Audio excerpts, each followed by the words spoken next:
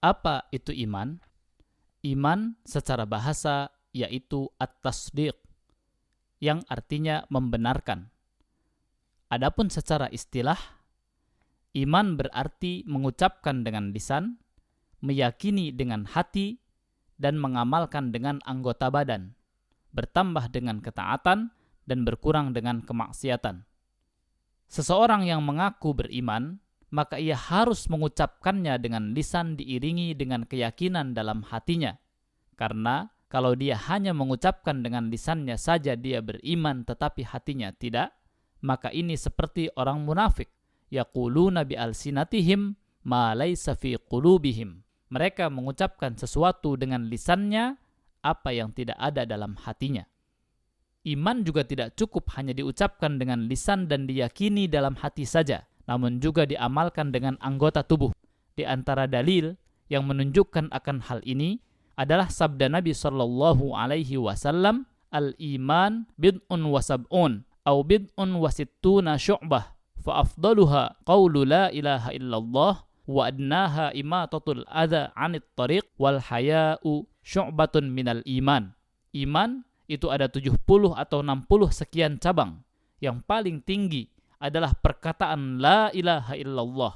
Tiada sesembahan yang berhak disembah selain Allah. Yang paling rendah adalah menyingkirkan gangguan dari jalanan, dan sifat malu merupakan bagian dari iman.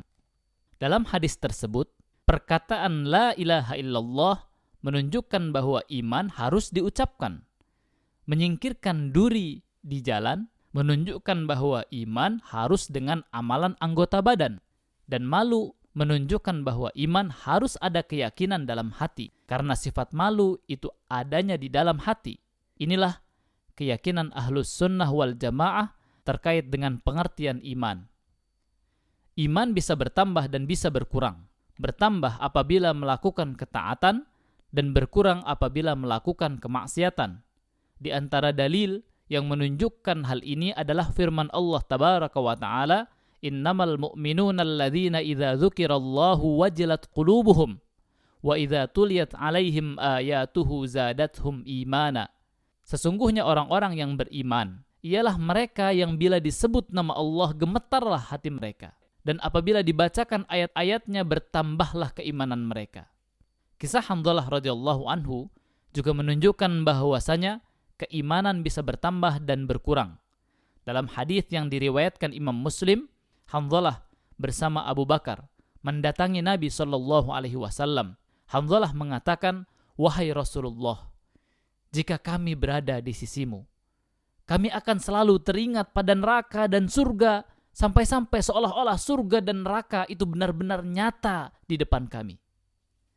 Namun jika kami meninggalkan majelismu, maka kami tersibukkan dengan istri, anak, dan pekerjaan kami, sehingga kami pun banyak lupa."